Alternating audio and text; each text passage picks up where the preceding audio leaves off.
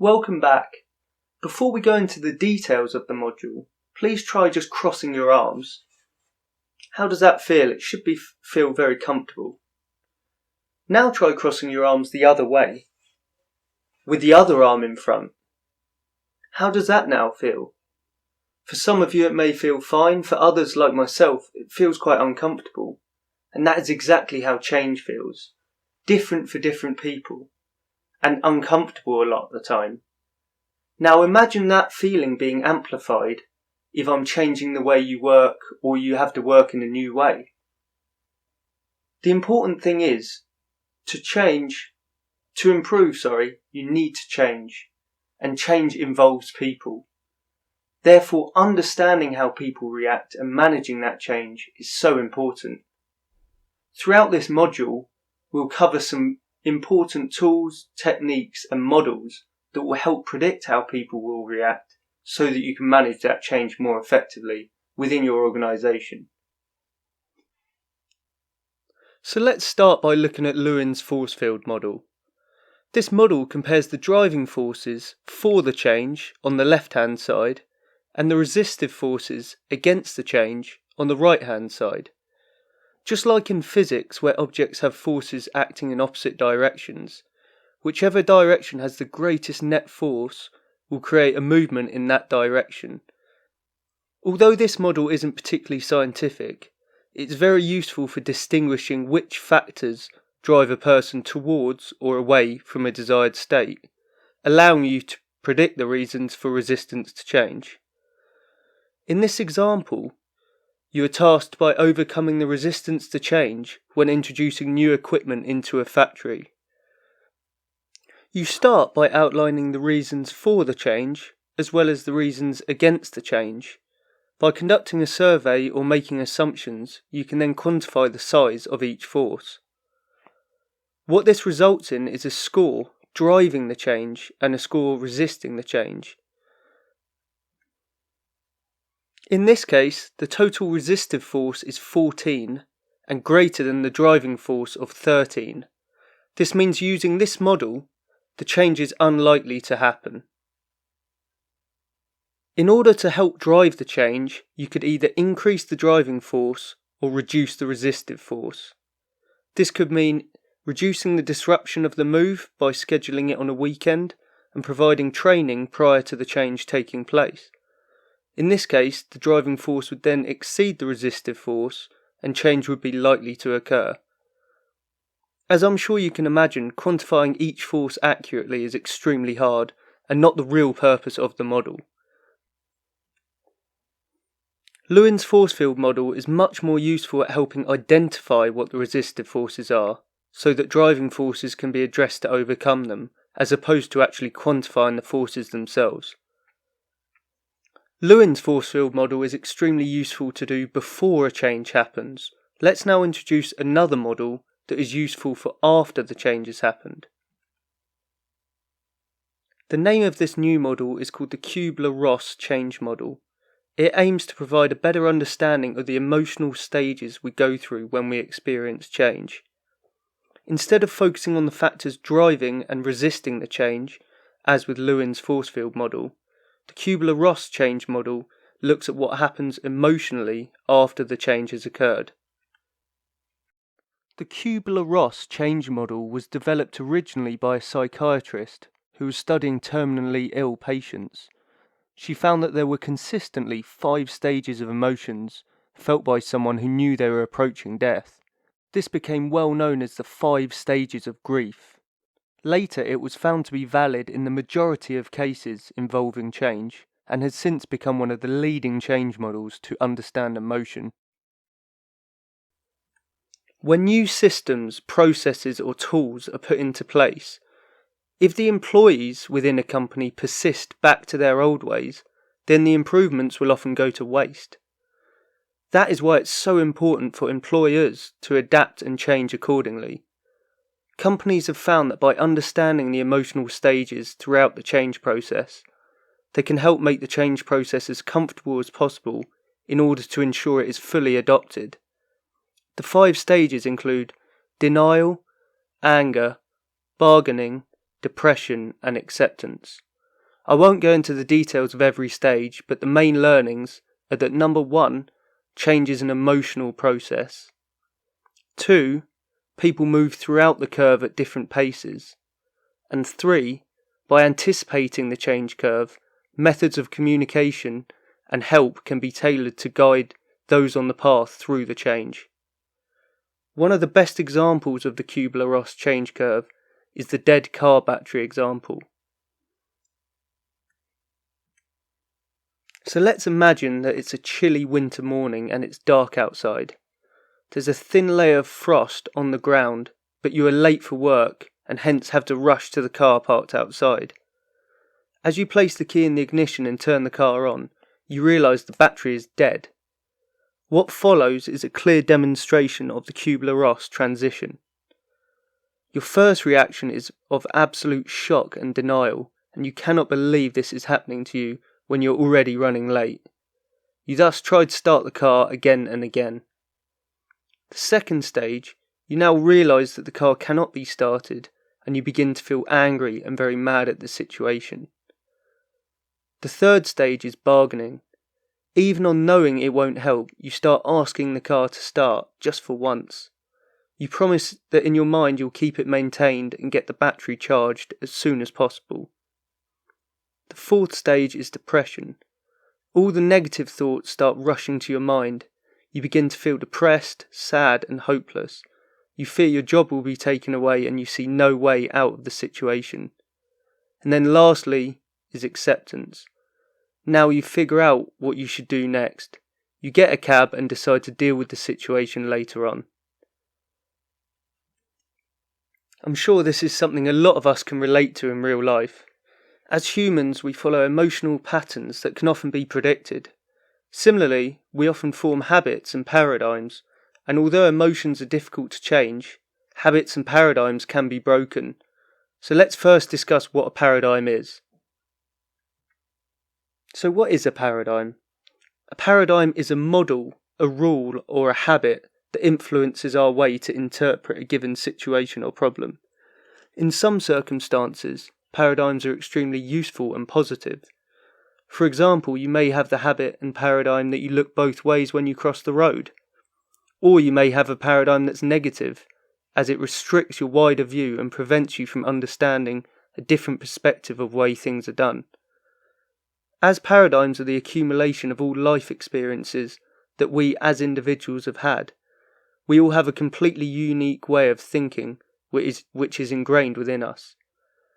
The same way that if you are bitten by a dog at a young age, you may have the paradigm that dogs are dangerous and therefore be scared of them.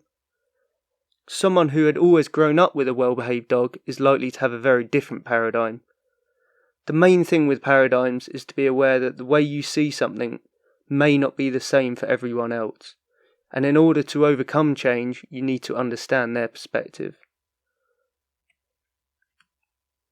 When you look at the ballerina on the screen, some of you will see her spinning clockwise when viewed from above, and some of you will see her spinning anti-clockwise. How can this be, that the same animation is being interpreted in two different ways? Let's take a moment to view the ballerina and try to see the other person's perspective.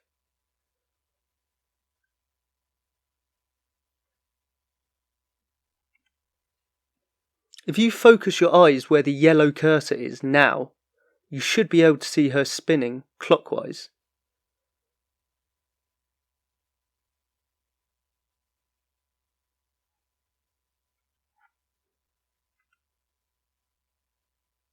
Now, if you focus on the cursor, you should be able to see her spinning anti-clockwise.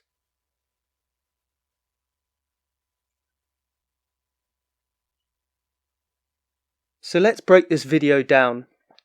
By drawing lines onto her body, you can now make out that she's spinning clockwise.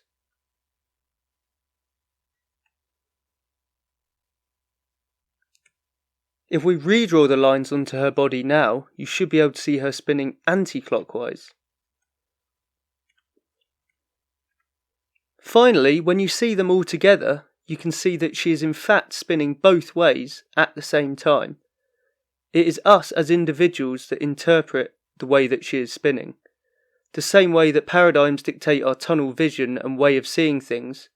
If at the start someone told you they saw the ballerina spinning a different way, you might think they were mad.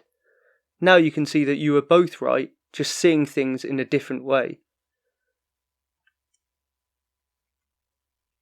So let's dig a bit deeper into paradigms and understand how they affect our organisational culture and the way in which people work.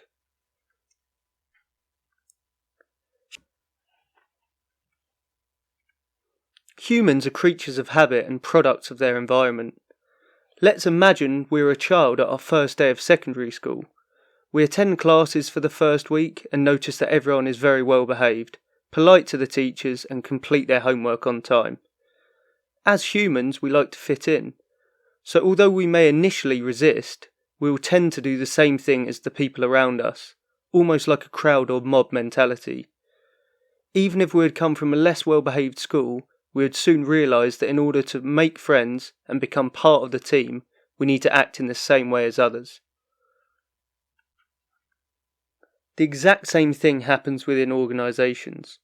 Every organisation's culture is different, and the culture is the accumulation of all the habits and paradigms of its individuals. As with the school example, people will soon fit into place and the overall culture will take one overriding direction. Try and think about this in your own career. Some businesses have a blame culture where everyone is scared to speak up and introduce new things. Energetic and creative individuals may join the business only to find 2 months later they have given in and been overridden by the underlying culture, and they have learnt that in order to fit in, they need to do what they are told and not raise changes or improvements. In order to ensure your business is heading in the right direction, you need to create new habits. Habits that reinforce the type of culture you want within your business. There are many companies that do embrace change, break internal paradigms, and are very successful. I'll now tell a story about 2 different companies, one that embraces change and one that resists change. In 2007, Nokia earned more than 50% of all the profits within the mobile phone sector, with a market capital of over $100 billion. However, they refused to believe the touchscreen would replace buttons and failed to embrace the move into smartphones. Over the space of 13 years to today's date, that has fallen to $20 billion, while Apple has grown to $2,000 billion or $2 trillion. Another example of a company that failed to respond to disruptive technology changes was Kodak. Before the days of Kodak, photography was a pain. It involved big, heavy cameras, and you had to quickly develop pictures, which meant carrying supplies nearby. Then Kodak came along. They made vast innovations that made taking pictures easy and fun.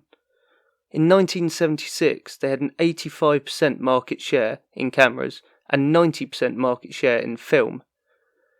Kodak remained the market leader for a very long time, until the early 2000s when the digital camera arrived. Contrary to popular belief, Kodak didn't completely ignore digital cameras altogether. They did start to produce digital cameras alongside their film cameras, but the problem they had is they were too slow to fully embrace the change, and soon became overtaken by other companies that were putting all their efforts into digital cameras. In 2012 they were bankrupt, failing to truly embrace the paradigm shift towards digital cameras that happened right in front of their eyes. There are many more stories of companies just like Kodak, and there are also examples of companies that are actually driving change and breaking paradigms today. These include companies like Tesla, Uber, SpaceX, and many more. The thing with paradigms and a resistance to embrace change is that they can be seen in all walks of life, not just within businesses. In 1633, it was common belief that the sun and the moon revolved around the earth. At that time, Galileo was an avid inventor. He invented the telescope, an invention that made him the first person to see the details on the moon and make observations of the solar system. He even identified 4 moons orbiting Jupiter, now named Galilean moons. While making observations, he discovered something that would change the world forever. The common belief was that the Earth was at the centre of the universe and the Sun and the Moon rotated around the Earth. Galileo confirmed what a previous astronomer called Copernicus had believed. The Earth was not at the centre of the universe and actually rotated around the Sun. This shocking discovery questioned something people had believed throughout the history of time. Plus, surely if we were travelling through space at several thousand kilometres per hour, we would feel that. Galileo's discovery directly contradicted the words of the Bible, stating that the Earth was stationary and situated at the centre of the universe. As he antagonised the voice of the Catholic Church so much, he was punished for his accusations, publicly humiliated, and told to withdraw his discovery. The current paradigms and beliefs were so strong that even though he had proof of his discovery, they would not believe him. We now know that Galileo was of course correct. It just goes to show how just because his discovery went against such strong paradigms, he was still under house arrest at the time of his death. A less extreme but more recent example of paradigms being broken was in the 1968 Olympic Games in Mexico. The high jump was underway and 3 men had just cleared the bar using the normal straddle technique. Up next was Dick Fosbury. Dick approached the high jump mat and using his wrong foot powered himself into the air, arching his back and clearing the bar. No one had ever seen a technique like this before, as the straddle technique had been the norm for over 20 years. Dick Fosbury at that moment had shattered the paradigm. Within a few hours he was a gold medalist, clearing 2.24 metres in the high jump and redefining what people thought was humanly possible. So what did Galileo and Fosbury have to do with lean? If we cast our mind back to the definition of lean, reducing waste, maximising customer value and involving people. If you want to reduce waste and maximise customer value, you need to engage with the people that are doing the process. They are the experts in their job, and without them embracing change, you will not be able to succeed within your lean journey. Companies have spent millions of pounds on new systems or processes, but ultimately, if people are resistant and don't embrace the change, it can all be for nothing. So let's summarise what we've learned. The first thing and the main thing is about paradigms. Understanding that people view things in different ways. Without understanding that, you cannot drive change effectively through your organisation. Secondly, we would learn about 2 different models, Lewin's force field model and the 5 stages of grief. Lewin's force field model is great to anticipate these resistive forces, and the 5 stages of grief is great to understand the emotional process that people go through. We've learnt that culture is the sum of all the habits and paradigms of its individuals. And we've learnt that in order to not become the next Nokia and Kodak, you need to break these paradigms and change, just like Dick Fosbury did. In the next module we'll be learning about Kaizen, continuous improvement, and the power that it holds. But before that, try and use what you've learned in this module and try and use some of the tools. I recently did a Excel course on Udemy, and as the instructor said, if you don't use it, you will lose it, and it's the same with this.